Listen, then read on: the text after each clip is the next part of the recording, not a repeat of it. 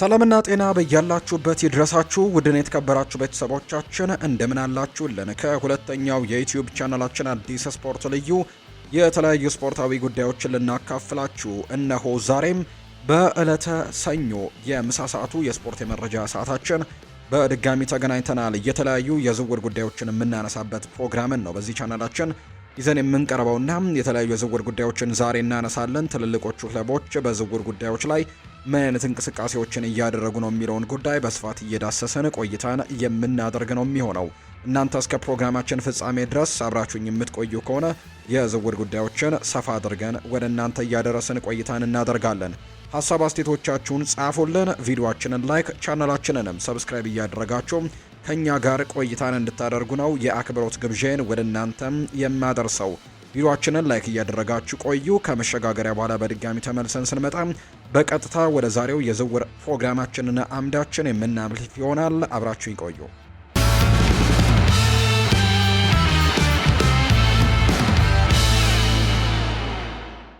ወደ ቀዳሚው መረጃችን እናምራ። ሊቨርፑል የሪያል ማድሪዱን አማካይ ኤድዋርዶ ካማቪንጋን ለማስፈረም በሚቻልበት ሁኔታ ላይ በርካታ ስራዎችን ማስራቱ ተዘግቧል። የዚህ ፈረንሳዊ ኢንተርናሽናል በቤርናቢው ያለው የወደፊት ቆይታ በዚህ ክረምት አጠራጣሪ ሆኗል። በቅርቡም ተጫዋቹ ለአርሰናል እንደቀረበ መረጃዎች የወጡ ሲሆኑ ሊቨርፑልን ፍላጎት እንዳለው ነው የሚነገረው። አሁን በወጣው መረጃ መሰረት በተለይ ቲም ቶክ የተባለው የመረጃ ምንጭ ያናገራቸው ምንጮች እንደገለጹትም ሊቨርፑል ካማቪንጋን እጅጉን ይወዱታል። ወደ አንፊልድ ለማምጣትም ቀደም ብለው ሰፊ ስራዎችንም ጭምር እየሰሩ እንዳለ ነው የተረጋገጠው።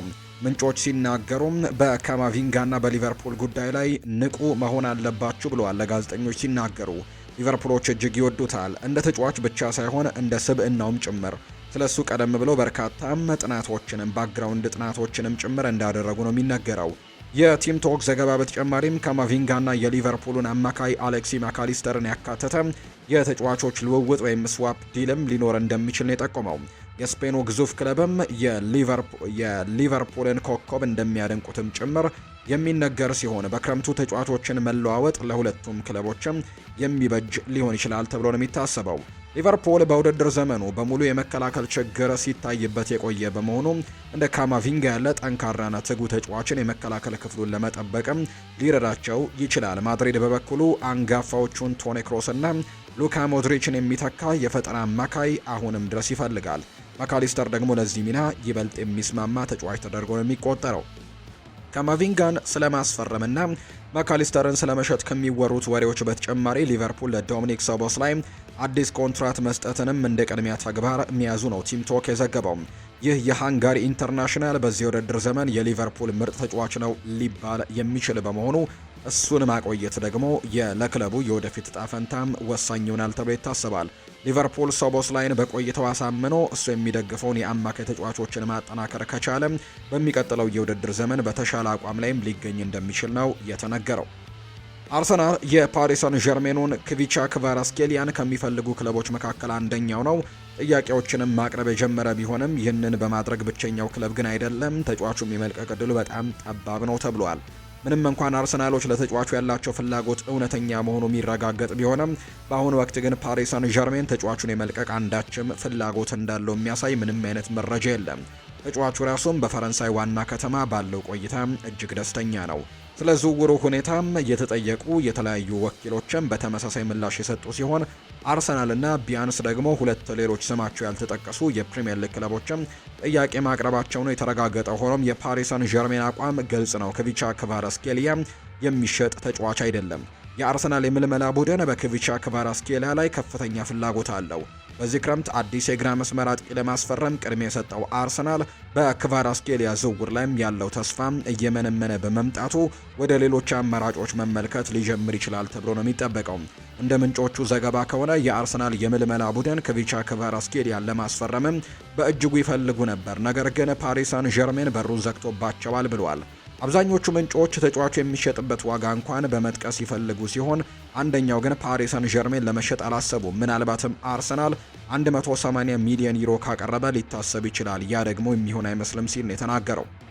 አርሰናል የኢንተር ሚላኑን አጥቂ ፒዮ ኤስፖሲቶንም ለማስፈረም ፍላጎት እንዳለው ቢታወቅም ከማንቸስተር ዩናይትድ ከፍተኛ ፉክክር ሊገጥመው ይችላል። በተጨማሪም ራፋኤል ሊያኦ የአርሰናል ኢላማ ስለመሆኑ ቢወራም ኤሲ ሚላን ተጫዋቹን ማቆየት እንደሚፈልጉ በቅርቡ ገልጸዋል። በሌላ በኩል አርሰናል በመከላከል ክፍሉ ላይ ታዳጊውን ያኮብ ራሞንን እንዲሁ ለማስፈረም እያሰበ ሲሆን በአማካይ ስፍራ ላይ ደግሞ ኤድዋርዶ ካማቪንጋን በአርሰናል እንደቀረበ ነው የተሰማው። አርሰናል በዚህ ክረምት ምን ያክል ገንዘቦችን ማውጣት እንደሚችል ገና የሚታይ ቢሆንም አንዳንድ ታዋቂ ተጫዋቾችን በመሸጥ ግን ከፍተኛ ገቢ ሊያገኝ እንደሚችል ነው የሚጠበቀው። ማንቸስተር ዩናይትድ የካሜሩኑን ኢንተርናሽናል የሆነው አንድሬ ኦናናን በኦልድ ትራፎርድ ራሱን ለማስመስከር ከፍተኛ ፍላጎት ቢኖረውም በዚህ ክረምት ግን ሊሰናበት መሆኑን የተዘገበው። ዴይሊ ሜል እንደዘገበው ከሆነም ክለቡ ለቀጣዩ የውድድር ዘመን የሚያደርገው የቡድን ማሻሻያ አካል አድርጎ ለግብ ጠባቂው የሚቀርቡ የዝውውር ጥያቄዎችን ለማዳመጥ ዝግጁ ነው። ኦናና የዘንድሮው የውድድር ዘመን በማንቸስተር ዩናይትድ ሳይሆን በቱርኩ ትራብዞንስፖር በውሰት በማሳለፍ ላይ የሚገኝ ሲሆን እዚያም ውጤታማ ጊዜን እያሳለፈ ይገኛል። በቱርክ ሱፐር ሊግ እያሳየ ያለው ብቃት ክለቡ ለዋንጫ በሚያደርገው ጠንካራ ፉክክር ውስጥ ትልቅ እገዛን ያደረገለት ሲሆን በአሁኑ ወቅት ትራብዞንስፖር በደረጃ ሰንጠረዡ አናት አካባቢ ነው የሚገኘው። ምንም እንኳን በውጭ ሀገር እያሳየ ያለው መነቃቃት በራሱ የመተማመን ስሜትና ዝናውን ቢያድስለትም በማንቸስተር ዩናይትድ የረጅም ጊዜ ቆይታ ግን እንዲኖር ለማድረግ ግን በቂ እንደማይሆን ነው የሚታመነው። ኦናና በትራብዞንስፖር እያሳለፈ ያለው ጊዜ በሙያዊ ሕይወት ውስጥ እጅግ አስቸጋሪ በነበረው ወቅት እንደ መልካም ምዕራፍ ተቆጥሮለታል። በማንቸስተር ዩናይትድ በነበረበት ወቅት ይደርስበት የነበረው ትችትና እርግጠኛ ያልሆነ ውጤትም ሁኔታ ካበቃው በኋላ ወደ ቱርክ ማምራቱ ብቃቱንና ራሱን መተማመኑንም ስሜት እንዲገነባ እድል ሰጥቶታል። ኳሶችን የማዳን ብቃቱ፣ ኳስን የማሰራጨት ችሎታውና በግብ ክልል ውስጥ ደግሞ ያለው ተጽዕኖ ክለቡ ላለው ጠንካራ የመከላከል ሪከርድም ወሳኝ ምክንያቶች ናቸው። ክለቡ ከሱፐር ሊጉ መሪ በአንድ ነጥብ ብቻ ዝቅ ብሎ የሚገኝ በዚህ ወቅትም የእርሱ ብቃት ለዋንጫ በሚያደርገው ጥብቅ ፉክክር ውስጥም ትልቅ ድርሻ አበርክቷል ተብሎ ነው የሚታሰበው። ወደ እንግሊዝ ከመምጣቱ በፊት በአያክስና በኢንተር ሚላን በነበረው ቆይታ ከፍተኛ ጫና ባለባቸው የአውሮፓ ውድድሮች ላይ ኳስን ተረጋግቶ በመያዝና በታክቲክ ብስለት ዝናን አትርፎ እንደነበር ነው የሚታወሰው።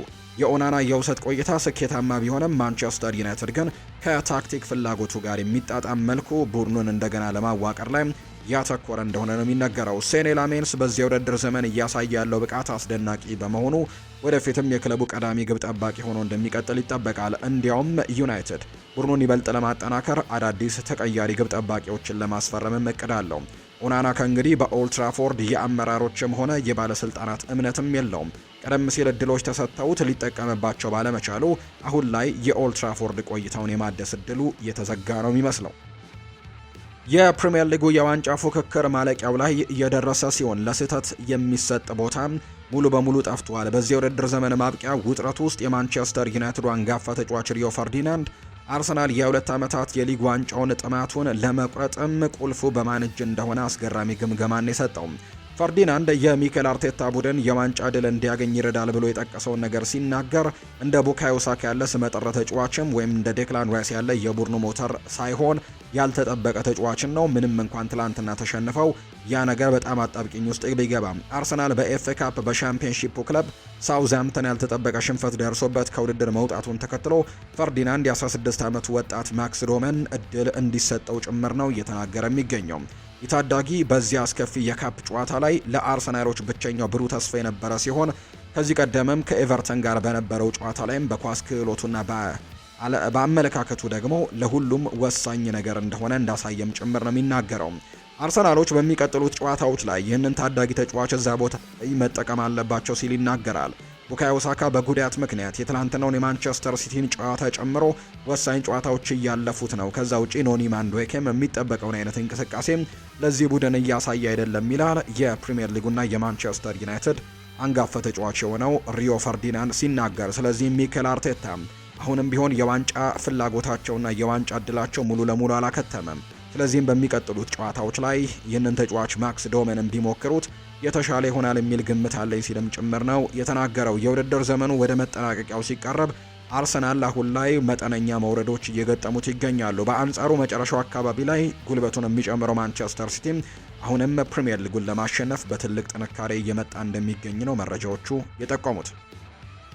ቸልሲ የመሃል ተከላካይ ክፍሉን ለማጠናከር የኖቲንግሃም ፎረስቱን ሙሪሎን እንደ ቀዳሚ ኢላማ ከመያዙም ባለፈ በጃራድ ብሬዝቫይት እና በዣን ፖል ቫን ሄክ ላይም እንዲሁ የውስጥ ውይይቶችን እያደረገ ነው። እንደ ሳይመን ፊሊፕስ ዘገባ ከሆነ ሰማያዎቹ የመከላከል ክፍሉን እንደ ዋነኛ ቅድሚያ የሚሰጠው ተግባር በመለየት ለክረምቱ የዝውውር መስኮት ስራቸውን ጀምረዋል። ሙሪሎ ከረጅም ጊዜ ጀምሮ ከቼልሲ ጋር ስሙ ሲያያዝ የቆየ ሲሆን ስሙ አሁንም በተደጋጋሚ ተነስቷል። በተጨማሪም በብራይተኑ ቫን ሄክ ላይም ፍላጎት መኖሩ ቼልሲ በድጋሚ ወደ ብራይተን በማምራት ተጫዋቹን ለመውሰድ ማቀዱን የሚያሳይ ነው። ሆኖም አንድ ሊጠቀስ የሚገባው ነጥብ ቫን ሄክ እና ጃኦ ፔድሮ በብራይተን አብረው ከነበሩባቸው ወቅት በልምምድ ሜዳ ላይም ግጭት ነበራቸው። ይህም ዝውውሩ ከተከናወነ ሊታይ የሚችል አስገራሚ ዝርዝር ይሆናል። ፊሊፕስ አክሎም እንደገለጸው የኤቨርተኑ ጃራድ ብሬዝቫይትም በቼልሲ ዝርዝር ውስጥ ያለ አማራጭ ቢሆንም እስካሁን የመጨረሻው ውሳኔ ስላልተላለፈ ሌሎች ተጫዋቾችም ወደ ፉክክሩ ሊገቡ ይችላሉ። ቼልሲ 3 የፕሪሚየር ሊግ የመሃል ተከላካዮች አይን ውስጥ ከቷል። ሳይመን ፊሊፕስ ሲናገርም ቼልሲ በዚህ ክረምትም ለአዳዲስ የመሃል ተከላካዮች ያሉትን አማራጮች እያጤነ ነው። ይህ ስፍራ የክለቡን ቅድሚያ የሚሰጠው ይሆናል። በአሁኑ ወቅት ከኖቲንግሃም ፎረስቱ ሙሪሎ ጋርም በተያያዘ የሆነ ነገር እየተከሰተ ነው። ስለሱ ያለው ደግሞ ፍላጎትም ባለፉት 2 የውድድር ዘመናት በተደጋጋሚ የተገለጸ ቢሆንም በዚሁ ሳምንት በምልመላ ዙሪያ በተደረጉ የውስጥ ውይይቶችም ስሙ በድጋሚ እየተነሳ ነው የሚገኘው። ኖቲንግሃም ፎረስት በዚህ የውድድር ዘመን ከሊግ የሚወርድ ከሆነ ዝውውሩን ይበልጥ ቀላል ያደርገዋል። ነገር ግን ባይወርዱ እንኳን ቼልሲ ሙሪሎን እንደ ቁልፍ ኢላማ እያየው ነው። በተጨማሪም ቼልሲ በዚህ ክረምትም 2 አዳዲስ የማል ተከላካዮችን ለማስፈረም እንደሚፈልግም ምንጮች አረጋግጠዋል። ስለ ፖል ቫን ሄክም ሲገለጽም ለሙሪሎ እስካሁን የተጠናቀቀ ነገር ባይኖርም ሂደቱ ሊፋጠን ይችላል። ከእርሱ በተጨማሪ ግን የብራይተኑ ዣን ፖል ቫን ሄክም ቼልሲ የሚፈልገውና በዚህ ክረምትም ሊያስፈርመው እያጠናው ያለ ተጫዋች መሆኑን ግን አረጋግጧል። በዚህ ክረምት ሊከታተሉት የሚገባ ሌላኛው ጉዳይ ቼልሲ የኮሞን የመሃል ተከላካይ የሆነው ያኮብ ራሞንን ለማስፈረም ከሚፈልጉ ክለቦች አንደኛው መሆኑ ነው። ምንም እንኳን ቼልሲና አርሰናል ራሞንን ቢፈልጉም ሪያል ማድሪድ ተጫዋቹን መልሶ የመግዛት መብት ወይም ባይባክ ክሎዝ ስላለው የወደፊት ውጣ ፈንታው በማድሪድ እጅ ላይ ነው። ቼልሲ በተጨማሪ ማርኮስ ሴንሲ በነፃ ዝውውር ለማግኘት እያሰላሰለ ቢሆንም ተጫዋቹ ከሊቨርፑልና ከላሊጋ ክለቦች ከፍተኛ ፍላጎት እየቀረበለት ነው የሚገኘው። በሌላ በኩል ቼልሲ አዳዲስ የማል ተከላካዮችን ቢፈልግም ወጣቱ ጆሽ አቼፖንግ ደግሞ ለክለቡ ለማቆየትም እንደሚፈልግ ዴይሊ ኤክስፕረስ ዘግቧል። ኒውካስል ዩናይትድ የማጥቃት ክፍሉን ለማጠናከር የሚያደርሰው ያላሳለሰ ጥረት ወደ ስፔን ዋና ከተማ የሚያመራው ሲሆን የሪያል ማድሪዱ ከፍተኛ ግምት የሚሰጠው አጥቂ ጎንዛሎ ጋርሲያ የክለቡ የዘንድሮ የክረምት ዋነኛ ኢላማ ሆኖ ብቅ ብሏል። ቲም ቶክ በቅርቡ ባወጣው ዘገባ መሰረት ማክፓይሶቹ የ22 ዓመቱን ተጫዋች ፊርማ ለማግኘት ሰፊ የቅድመ ዝግጅት ስራዎችንም እያከናወኑ ነው። አሰልጣኝ ኤዲ ሃው ለ2026-27 የውድድር ዘመን ቡድኑን በከፍተኛ ሁኔታ እንደገና ለመገንባት እያቀደ ባለበት በዚህ ሰዓት በማጥቃት መስመር ላይ አዳዲስና ውጤታማ ብቃትን መጨመር ለክለቡ የምልመላ ክፍልም ዋነኛ ቅድሚያ የሚሰጠው ተግባር ሆኗል። ኒውካስል ዩናይትድ አሁንም ቢሆን በአሌክዛንደር ኢሳክ መልቀቅ የተፈጠረውን ክፍተት ለመሙላትም እየታገለ ነው። ኒውካስል ዩናይትድ ትልቅ አጥቂ ለማግኘትም ለምን እንዲህ እንደጓጓ ለመረዳት የቅርብ ጊዜ ታሪኩን ማየቱ በቂ ነው። ባለፈው ክረምት አሌክዛንደር ኢሳክ በብሪቴን ሪከርድ በሆነ 125 ሚሊዮን ፓውንድ ለሊቨርፑል መሸጡን ተከትሎ ክለቡ የአርሰናሉን ያክል ግብ ለማስቆጠር አጥቂ ለማግኘትም በግልጽ ሲቸገር ቆይቷል።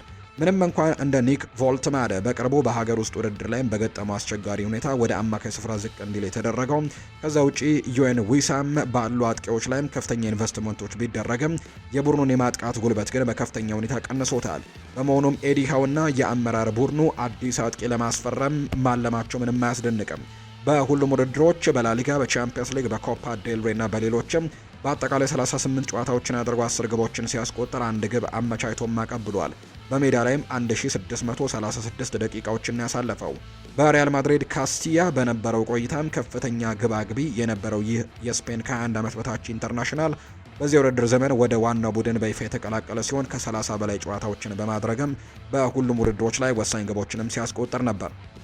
ሆኖም ግን ተጫዋቹ ባለው ብቃት የማይካድ ቢሆንም በሳንቲያጎ ቤርናቢው ባለው በከዋክብት የተሞላ ስብስብ ውስጥ ግን ዘወትር በቋሚነት መሰለፍ ግን አስቸጋሪ አድርጎበታል። ጋርሲያ በአካል ጠንካራ፣ በቴክኒክ የተካነና በማጥቃት መስመር ላይ በማንኛውም ቦታ ወይም እንደ ሁለተኛ አጥቂ ሰከንድ ስትራይከር ሆኖ የመጫወት ችሎታ አለው።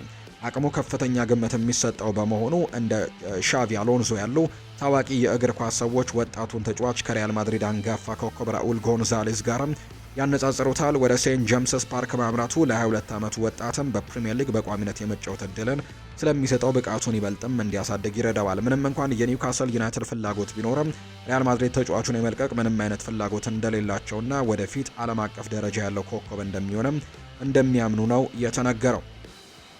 የሊቨርፑል አሰልጣኝ አርነ ስሎት በቡድናቸው ደካማ አፈጻጸም ምክንያት የሚሰነዘርባቸውን ትችት ቀጥለዋል። የቅርብ ጊዜ ውጤታቸውም በቻምፒየንስ ሊግ ዋንጫ በፓሪስ ሰን ዠርሜን በፓርክ ደ ፕሪንስም 2-0 የተሸነፉበት በርካቶች ለትችት የተጋለጡበት እንደሆነ ይነገራል። በዚህ ጨዋታ ላይ ደጋፊዎችና ተንታኞችን ባስገረመ መልኩ የስሎት ቡድን ምንም አይነት ምላሽ ያልነበረው ሲሆን በሉዊስ ኤንሪኬ ቡድን ሙሉ በሙሉ ተበልጦም እንደነበር ነው የሚነገረው። እንዲያውም በሁለቱ ቡድኖች መካከል የነበረው የብቃት ልዩነት ፓሪስ ሰን ዠርሜን ከዚህ በሰፋ ውጤትም በመጀመሪያው ዙር በተለይ ሊያሸንፍ የሚችልበት እድሉ ነበረው። ምንም እንኳን በሁለተኛው ዙር ጨዋታ ላይ ሊቨርፑል የተሻሉ የጎል ማግባት እድሎችን ባይጠቀሙባቸውም የስሎት ወደፊት እጣ ፈንታ ግን አሁን ጥያቄ ውስጥ መግባቱ የማይቀር ሲሆን የቀድሞ የጣሊያን ብሔራዊ ቡድን ተከላካይና የዓለም ዋንጫ አሸናፊው ማርኮ ማቴሬዚ የቀድሞ የቼልሲ አሰልጣኝ ኤንዞ ማሬስካ ለመርሲሳይዱ ክለብ ተስማሚ አሰልጣኝ ነው ሲል ግምቱን ሰጥቷል። የአንጋፋ ተከላካይ ጣሊያናዊ አሰልጣኝ ማሬስካ ወደፊት ሊቀላቀላቸው ስለሚችላቸው ክለቦች ውይይት ሲደረግ ነበር። በአመቱ መጀመሪያ ላይ ከቼልሲ ጋር ከተለያየ በኋላ ማሬስካ ከበርካታ ስራዎች ጋር ስሙ ተያይዟል። ከነዚህ መካከል ትልቁ ትኩረት የሳበው አንጋፋው አሰልጣኝ ፔፕ ጓርዲዮላን ለመተካትም በማንቸስተር ሲቲ ያለው እድል ነው። ማቴሬዚ ሲናገር ለመረጃ ምንጩ ኤንዞ ማሬስካ ሪያል ማድሪድን እንደገና ሻምፒየን ሊያደርገው ይችላል። አዎ ለምን አይሆንም? በሲቪያ በነበረው ቆይታ ስፓኒሽ በጣም ጥሩ ይናገራል። ነገር ግን ማሬስካ በሚቀጥለው የውድድር ዘመን በፕሪሚየር ሊግ ውስጥ ስራ የማግኘት ጥሩ እድል ያለው ይመስለኛል ብሏል። ኒውካስል ዩናይትድም ተብሎ ተጠይቆ ነበር። ለኔ የሚሆን አይመስለኝም። ለማሬስካ ማንቸስተር ዩናይትድ ጥሩ ምርጫ ሊሆን ይችላል። ነገር ግን ከማንቸስተር ሲቲ ጋር ያለው ጥብቅ ግንኙነት ግን ያንን እንዲያደርግ አይፈቅድለትም። እኔ እንደማስበው ሊቨርፑል ለኤንዞ ማሬስካ ምርጡ ምርጫ ነው። በሊቨርፑል አዲስ ራዕይን የመፍጠርና ቡድኑን መልሶ ለመገንባትም ፍጹም አሰልጣኝ ይመስለኛል ብሏል። ማሬስካ በአንፊልድ ስሎትን ለመተካት አስደሳች ምርጫ ሊሆን ይችላል። አሰልጣኙ በቸልሲ በነበረው ቆይታ አስደናቂ የነበረ ሲሆን ዋንጫ እንዲያሸንፉ ረድቷቸዋል። ሆኖም ግን ከአስተዳደሩ ጋር የነበረው ግንኙነት መልካም ባለመሆኑ ስታንፈርድ ብሪጅን ለቆ ለመውጣትም ተገዷል።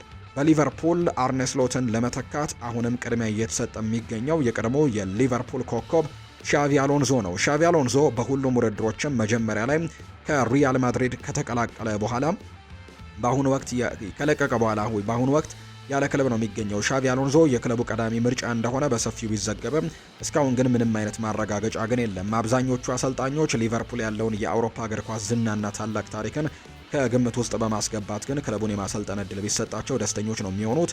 ማሬስካ ሊጉን በሚገባ ያውቀዋል። ነገር ግን በማንቸስተር ሲቲና በሊቨርፑል መካከል ምርጫ ቢሰጠው ግን ቀድሞ ግን የሚመርጠው በኢቲሃድ ስቴዲየምን ማምራት ነው።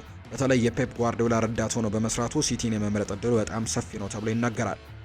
ዌስትሃም ዩናይትድ በአሰልጣኝ ኑኖ ኤስፕሬንቶ ሳንቶ መሪነት በፕሪሚየር ሊጉ የመቆየት ብርቱ ትግል እያደረገ ባለበት በዚህ ሰዓት ተጫዋቹ በታላላቅ ክለቦች አይን ውስጥ ገብቷል። ክለቡ በደረጃ ሰንጠረዡም 17ኛ ደረጃ ላይ ተቀምጦ ከሊጉ ላለመውረድ የሚታገልበት በዚህ አስቸጋሪ የውድድር ዘመን የ21 ዓመቱ አማካይ ማቲያስ ፈርናንዴስ የቡድኑ ብቸኛው ብሩህ ተስፋ ሆኖ ብቅ ብሏል።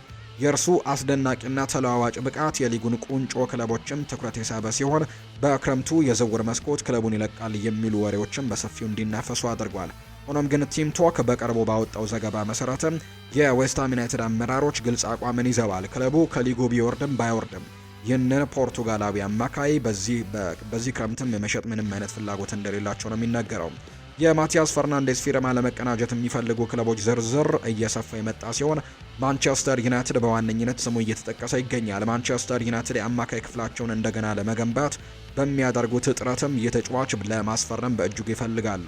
ለዚህም ዋነኛው ምክንያት የማንቸስተር ዩናይትድ ካፕቴን ብሩኖ ፈርናንዴስ ለወጣት ተጫዋቾች የሰጠው ከፍተኛ ምስክርነት ነው። ብሩኖ የቀረበ የስፖርቲንግ ሊዝበን አካዳሚ ውጤት የሆነውን ወጣቱን ተጫዋችም በኦልድ ትራፎርድ የእርሱ የረጅም ጊዜ ተተኪ እንዲሆንም እንደሚፈልግ ነው የተናገረው። ነገር ግን ዩናይትድ ብቸኛው ፈላጊ አይደለም፣ ማንቸስተር ሲቲም እንዲፈልገዋል። የማንቸስተር ሲቲ ስፖርቲንግ ዳይሬክተር ሁጎ ቪየና ተጫዋቹን በፖርቱጋል በነበረው ቆይታ በሚገባ የሚያውቀው በመሆኑ ክለቡን ለሚለቀው በርናርዶ ሲልቫ እንደ ተስማሚ ተተኪ እጩዎችም አድርገው እየተመለከቱት ነው። ምንም እንኳን ከውጭ የሚደረገው ጫናና ወደ ሻምፒዮንሺፕ የመውረድ ስጋት ቢኖርም ዌስትሃም በአቋሙ ጸንቷል። በ2024 ፈርናንዴዝን ከሳውዝሃምፕተን ወደ ምስራቅ ለንደን ለማምጣትም ከ40 ሚሊዮን ፓውንድ በላይ ያወጣው ዌስትሃም የ21 ዓመቱን ወጣት እንደ ክለቡ የረጅም ጊዜ ፕሮጀክት አድርጎ ነው የሚመለከተው። የክለቡ የምልመላ ቡድኑን ከሊጉ ቢወርድም ሊደረጉ የሚገቡ ለውጦች እያቀደ ቢሆንም ፈርናንዴዝ ግን በማንኛውም አይነት የሽያጭ ዝርዝር ውስጥ እንደማይካተት ታውቋል። ክለቡ ወደ ድርድር ጠረጴዛው ለመምጣት እንኳን እጅግ ከፍተኛና አስገራሚ የገንዘብ መጠንን መቅረብ ይኖርበታል።